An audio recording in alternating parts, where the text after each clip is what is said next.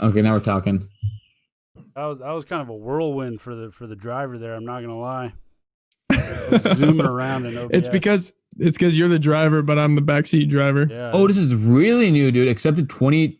Oh, never mind. I thought for a second. I said 2020. I thought it just been accepted 2 weeks ago. No. Oh, this is another note for peer-reviewed research. This is a nightmare here. Oh yeah, they received it in middle of November, and didn't get. It's not even that bad. I think it's comparable. I think it's comparable to our 6th week. Yeah, for sure. But it's just like that's a good example of the struggles. Anyways, I mean, hey, real quick, keep it on here. Just say quick shout out.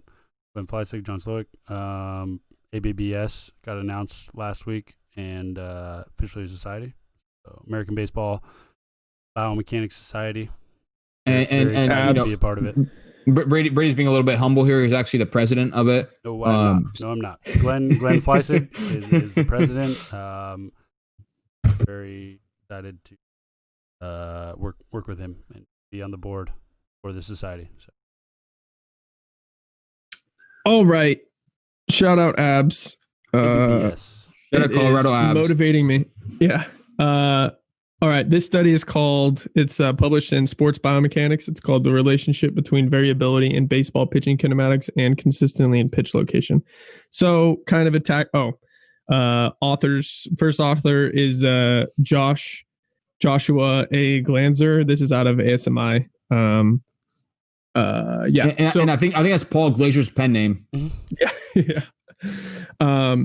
So this study kind of looks at some command, or hopefully is trying to unpack some of the things that affect command, which is something that's less, I think, studied than velocity and the biomechanical parameters that affect pitch velocity. So this is pretty interesting and it's pretty new. And it's also, I wanted to talk about this because this is something that we're hoping to, Bill Hiesel has been hitting me up with some command questions, kind of along these same lines, looking at variability and pitching biomechanical metrics that we track. By the way, this is really cool. I've never seen this study before. When did you find it, Lindley? I think it was posted in the campfire just recently. Oh, it was? I want to say. Yeah, I'm not sure. Honestly, maybe I have it open as one of my mini links. But yeah. As you were. Yeah. No, this one's really cool. Yeah, I remember seeing it as well. Really quick though, Caravan, who wants to do the over under? What do you think the longest tab that has been open is on your computer? Oof. Or do they get cleared when you shut your computer down a lot? I mean, when I restart it, I just reopen my closed windows. Okay, so yeah, when do you think the late or the earliest one was opened? Oh, I mean, since whenever I got this laptop, I've never fully closed all my windows and restarted. I always have so impressive. I always have email, Slack, Basecamp, open at the very least. There's no reason to ever permanently shut those down, and I have other tabs open besides that. Those will obviously change way more. But yeah, I mean, I've over a year. That's crazy. That's wild. Do you use the? Okay, yeah, never mind. All right, so basically the premise of the study was they used around 50, or they tried to get around. It looks like they tried to get around 50 pitchers, doing 10. I think it was 8 to 10 maximum intent pitches. Yeah. And the command their mechanics were measured by motion analysis, motion capture. Two youth athletes, 28 high school athletes, and 14 college athletes. Oh, and 3 professional pitchers. So, and 33 were right-handed, 14 were left-handed. So not even, but I think that's pretty typical. That's a really good ratio. Yeah, that's a really good ratio, I think. Yeah. I think we have some data sets that are two lefties and 28 righties or something. But yeah, so 8 or 10 full effort fastballs during the ASMI's regular assessment, which is part of a point of contention for this, I think, because I don't know what their cues were, what their goals are during that evaluation protocol. But then the pitch location was measured by PitchFX. So there's cameras that can measure where the pitch goes. So basically, they looked at these pitches over the 10 10 pitches, they calculated variability in the pitching mechanic or whatever metric it was by just calculating the standard deviation of each of the metrics over the 10 pitches. And then compared that, or they did a regression analysis between that and the pitch location consistency, which they say was how much each of the, maybe they did a sum, honestly. This was going to be a question for you. They did a distances from each individual pitch to the mean location were found from each pitcher and tested. And that's just a standard deviation, isn't it? No, I mean, it's not squared. Is it? Oh, I thought variance was squared. No, it's like they'd be for each data point, they'd be squared, then summed up at the end. Then the square root of that would be the standard deviation, and if you don't take the square root, that'd be the variance. Okay. But like the actual each data point would have actually this goes into like L1 norms and L2 norms, like whether or not you square the distances between each data point. But yeah, continue. Yeah. Okay. So the distance from each individual pitch from the mean location was found. I don't know if it was an average. Maybe they talk about it in the data analysis here. But basically, how far each of the pitches were changing from the mean was how they defined pitch consistency. So they did a regression model, and then they did reverse elimination. So basically, they eliminated factors that didn't have a p-value. What was it? Was it below 1? Below 0.01. Looks like. Yeah. So, and then they repeated that once they got rid of those that were above 0.1, then they waited until all of the remaining metrics were below 1 or 0.1. So, and that ended up being five metrics that we have also found to be pretty significant in a lot of the different comparisons we made. One is upper trunk tilt at foot plant. One is shoulder abduction at foot plant. So how high the elbow is, basically, how elevated the elbow is compared to the shoulder line. Shoulder horizontal abduction, so at foot plant. So kind of how scap retracted, how far the elbow is behind, kind of loaded behind the pitcher's torso. And then the other two metrics were shoulder external rotation and then maximum shoulder horizontal adduction. So adduction? Yeah, that's interesting. I thought it was abduction, but so I guess how low, the lowest point of the elbow, basically.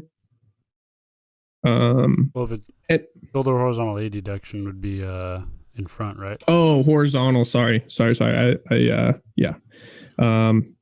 Yeah. And then so basically these five metrics together accounted for, so the R squared was 58% or 0.58. So it described 58% of the variance in the consistency metric of the fastballs. So they basically just talk about how this is they describe some of the coefficients here of the model. And then looking at these standard deviations. Can you go deviations, back up to that image just to make sure? Yeah. Interesting. Yeah. Okay. Yeah. So max horizontal adduction is the point where the arm is most out front of the torso. Being trunk tilt is I think it's lateral.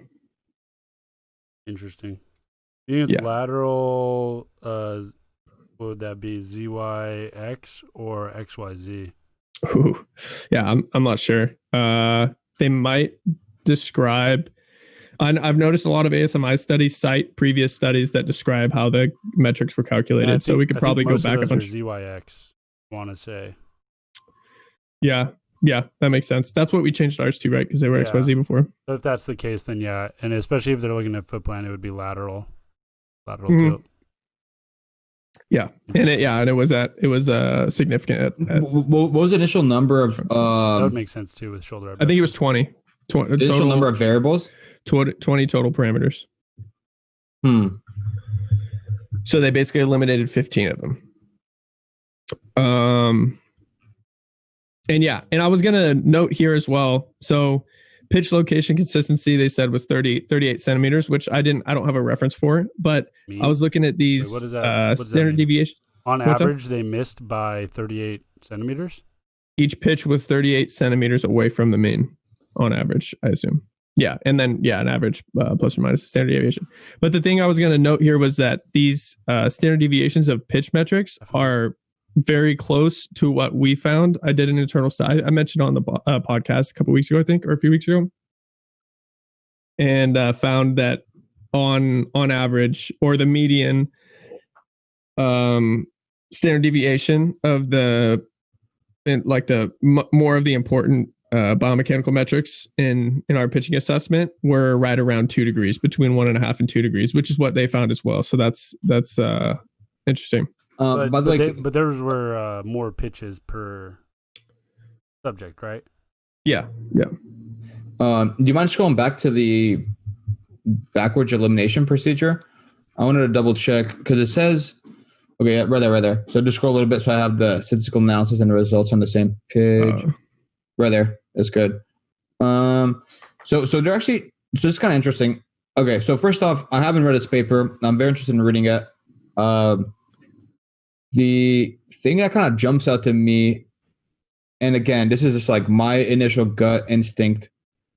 I don't see a lot of stepwise linear regression with backwards elimination too often. And I think that's because it gets some criticism about potentially overfitting. And they clearly try to mitigate this by knocking off p-values that were above 0.1. But I don't know. Like I said, I'm reading this for the first time. I don't want to say like I disagree with this or not. But I think generally, and I just checked it, usually like the industry level kind of criterion for this is going to be lower to mitigate, like I said, the overfitting. I think it's usually, the reason I asked the number of predictors, I think it's usually the square root of 2 times the log of the predictors. I'm looking this up now as well, and I was like, that's what I was asking. That sets the p-value that you use? Yeah, I don't know. Again, I don't have too much experience of this, so I don't want to like come in hot, but I definitely am pretty interested. And I think my gut instinct is that p-values of 0.1 is too generous. What's up?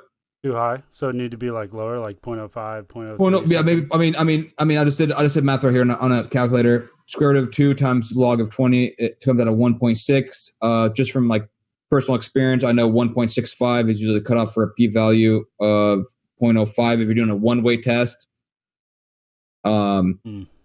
And which seems like they're doing that on the one-way test, right, or not? I don't know. But anyways, very interesting. Does 0.1 make sense if it's a two-way test? Maybe, but I don't know why it'd be a two-way test.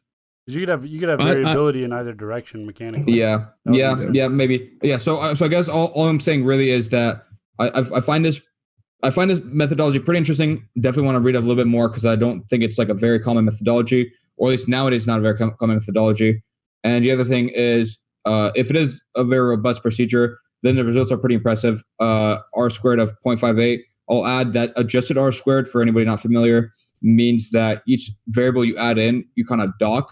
Because anytime, if you're just building a regression, technically the more variables you bring in, your R squared will always either stay the same or get higher, because the more information. But so that's why most people use an adjusted R squared, because you have to penalize by the number of variables you bring in. You can't just like try to pick something with like 40 variables, because you're going to overfill like a motherfucker. So you our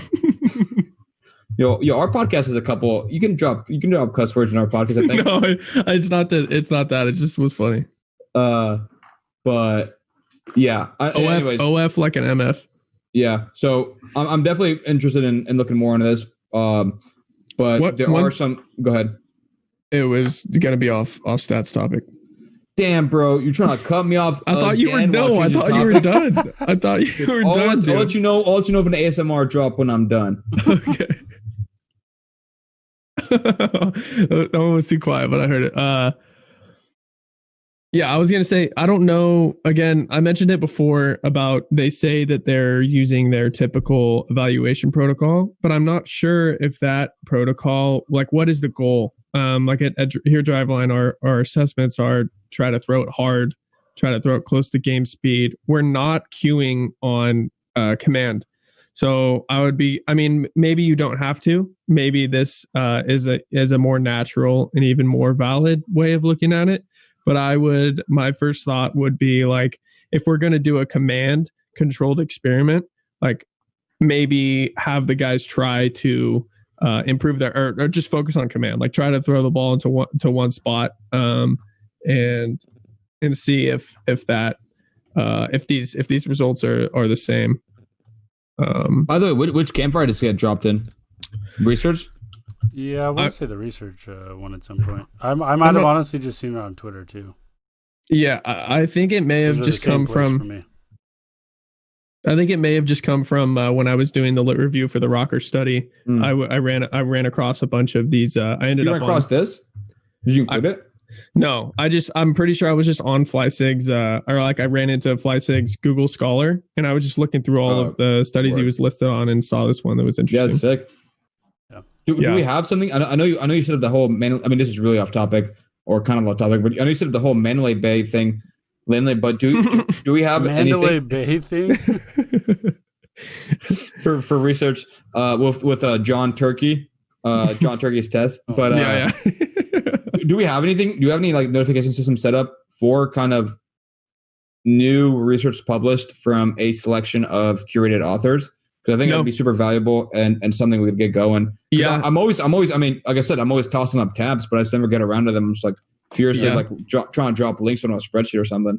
Yeah, that's a good idea. I don't know the best way. I have notifications set up for the journal biomechanics, but I don't have any other ones set up. So that's something that I can spend a little bit of time on this week. That's actually a really good idea, figuring out how we can, like, for the whole department, setting up notifications for baseball studies in general, because I think the ones that get posted in Basecamp are ones that Bodie finds or Joe finds because Joe might have some notifications on, but I think like we get notified when people cite our studies. Yeah. So I think those are what a lot of those come from. But I think there's ways that we can probably set notifications and make sure to keep up with all of the latest research. So yeah. Honestly, I'm pretty sure I get the majority of mine from Rob Gray. Like I'm nearly positive he tweeted this like last fall, and that's when I saw it. And I don't know what does he just wait to do it after midnight? I feel like all these come like at like 12:30 a.m. Yeah, I'm not sure, but he's like the reverse of us. He's trying to get as little traffic as possible. Also, speaking of, I literally just saw your notification in Plus Slack. Did Dan end up replying to that? Yeah, Dan got it. Okay. Tight.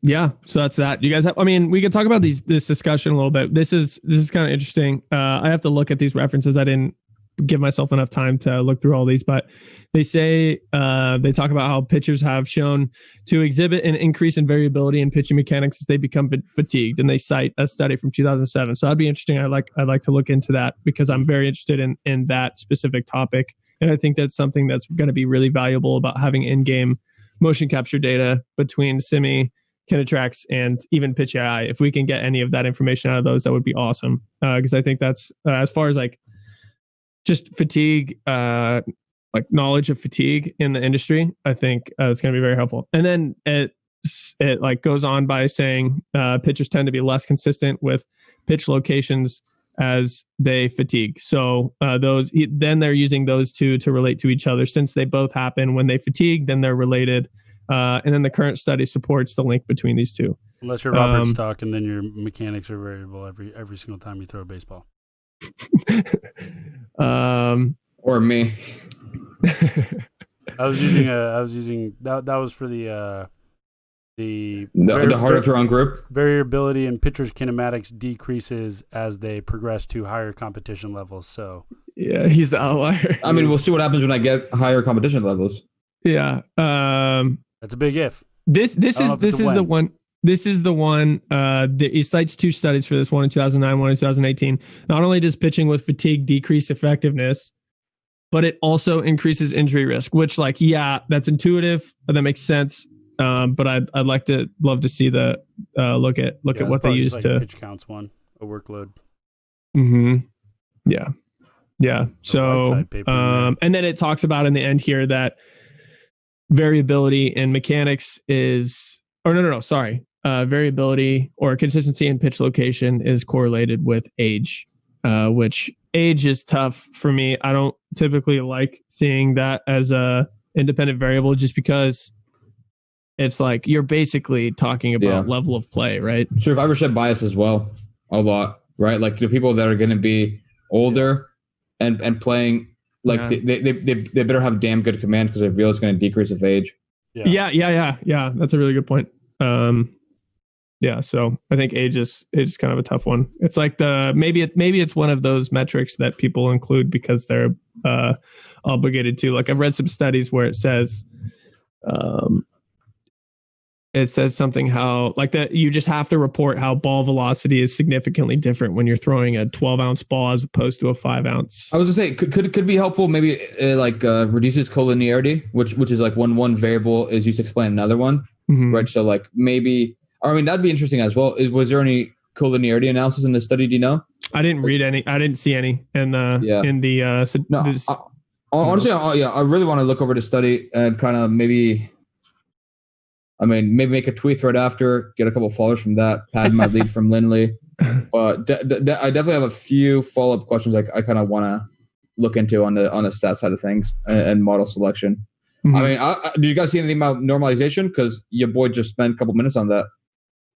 No. I mean, because they took the mean of each pitcher's pitch locations, they're normalizing to their own as opposed to the center of the strike zone. I was kind of kidding. I meant specifically for the input variables, but no. I don't know if kinematics is the best data set to really normalize too much on. Yeah. Like I'm also what's interesting about these is these maximum positions have less variability, which makes sense to me because maybe a lot of, and we saw that as well when I did my initial like kind of brief analysis in our data set, like maybe maximum positions like external rotation and shoulder horizontal adduction. Actually, shoulder horizontal adduction, maybe not so much as far as this goes, but maximum ER, like that might be a limitation of like tissue laxity and whatnot, whatever that may be, rather than the positions at foot plant. I feel like are probably not like getting as close to the end ranges of motion of the specific. Wait, is that the very bottom one? Is that maximum shoulder horizontal adduction, or is it shoulder horizontal adduction at the instant of maximum external rotation? Oh, that's a really good point. Seems like the latter. Like at the instant of max ER, because otherwise, I'm not sure why that wouldn't make sense for it to be a max at a max. Yeah, isn't that'd be just a discrete metric? Because I was also trying to think, like, I don't even know when max shoulder horizontal adduction would happen. Like the very end of the throw, like it'd be at like maximum internal rotation, like at the very end. I mean, it makes sense to me. Like the closer to ball release, like the metrics, the positions of the arm, if they differ, kind of like release point consistency. Like if your release point is changing, then the pitch location is probably going to change. So it would make sense to me that maximum horizontal adduction would be related. But yeah, it kind of looks like this is at I would just have trouble figuring out like where or when in the throw you define that. Yeah. Because if you cut it off at ball release, it's just going to be a ball release. Yeah. And then if you want to go further, it wouldn't matter. I feel like it's got to be shoulder horizontal adduction at MER. That would make the most sense. Yeah, definitely. Definitely. That's a good point.